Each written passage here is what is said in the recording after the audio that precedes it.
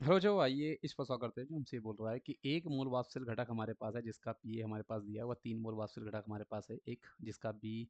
अच्छा, यहाँ पे पी स्टैंडर्ड बी मतलब इसका हमारे पास शुद्ध वाष्प दाब जो आपके पास हो सकता है वो आपके पास यहाँ पे दिया है कि मिश्रण का कुल वाष्प दाब इतना है, तो विलयन की प्रकृति व विलयन के एंट्रोपी जो होगी वो आपको यहाँ पे क्या बताना है। अब देखो बच्चों, इस क्वेश्चन करने के लिए देखो आपको थोड़ा सा स्मार्ट वे में सोचना होता है। आप इस क्वेश्चन करने के लिए सॉल्व करके भी देख सकते हैं, दूसरा ऐसे भी देख सकते हैं कि जनरली केस में हमारे पास क्या होता है बच्चों, जनरली आपके पास जो एंट्रोपी होता है बच्चों वो ऑलवेज आपके पास बच्चों पॉजिटिव ही होता है।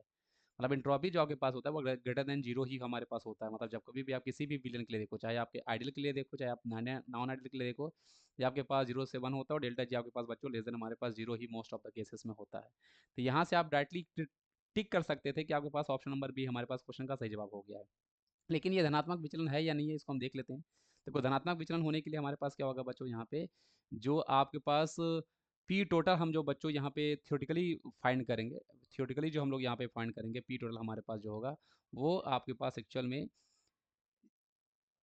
कम होना चाहिए जो आपको यहाँ पे पी ऑब्जर्व आपको यहाँ पे हुआ है, जो एब्सोल्यूट आपको यहाँ पे मिला हो। जैसे हमारे पास ये पी जो आपके पास ऑब्जर्व मिला है, तो कैसे निकालोगे? देखो, पी टोटल लगाने के हमारे पास जो फॉर्मूला होता है बच्चों, आपके पास P standard A mole fraction of A plus आपके पास पी स्टैंडर्ड बी और एक्स भी हमारे पास है जो हम रॉल्स के नियम से निकाला करते हैं। तो निकाल के हम लोग देख लेते हैं। तो पी टोटल हमारे पास यहाँ पे देखो, शुद्ध वाष्प दाब हमारे पास बच्चों आप देख सकते हो हमारे पास एक हमारे पास 100 दिया हुआ है। अब इसका मोल प्रभाव कैसे निकालोगे? तो ये चीज़ बच्चों आप 11th में भी पढ़कर आ चुके हैं। जब कभी भी हमें मोल प्रभाव आपको निकालना होता है आप कैसे निकालते हो? मोल्स, ए का मोल डिवाइडेड बाय टोटल मोल्स, ये आपके पास हमारे पास फॉर्मूला आपके पास होता है। अब ए का मोल्स हमारे पास यहाँ पे बच्चों आपके पास यहाँ पे 1 है और टोटल मोल्स आपके पास 1% आपके पास यहाँ पे 4 है, तो आपके पास 1/4 हो जाएगा।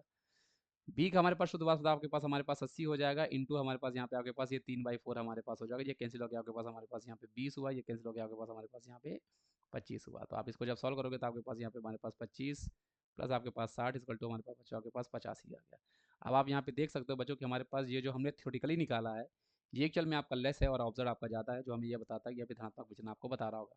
अगर आपको इसका डायग्राम बनाने को आ जाए बच्चों ऑप्शन में, तो ध्यान रखना बच्चों, जैसे मान लो ये आपने ऐसे डायग्राम पढ़े होंगे बच्चों, है ना, ये अलग अलग केस के लिए पढ़ा होगा, ये आपके पास टोटल वाला आपने पढ़ा होगा। तो इसका जो ग्राफ होगा बच्चों ये इसे ऊपर से जाएगा, है ना। मतलब ये आपका जो पी ऑब्जर्व हमारे पास हुआ है बच्चों ये एक्चुअल में आपके पास बच्चों ज़्यादा होगा एज कम्पेयर टू जो पी हम लोग थियोटिकली फॉर्मूले से हम निकालते हैं। जैसा कि इस केस में हमें देखने को मिल रहा है ये 90 आया था और हमारा 85 mm ऑफ एच जी आया है। आई होप आप इस क्वेश्चन को समझ गए होंगे कैसे इस क्वेश्चन को हमें सॉल्व करना है बच्चों। Thank you.